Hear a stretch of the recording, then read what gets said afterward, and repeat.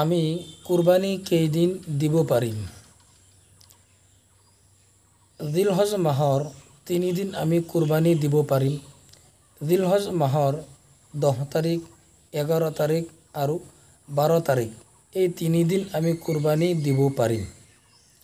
কিন্তু কি এই 3 দিনৰ ভিতৰত সকলোতকৈ উত্তম কুৰবানি হৈছে জিলহজ মাহৰ 10 তাৰিখে কুৰবানি দিয়াটো।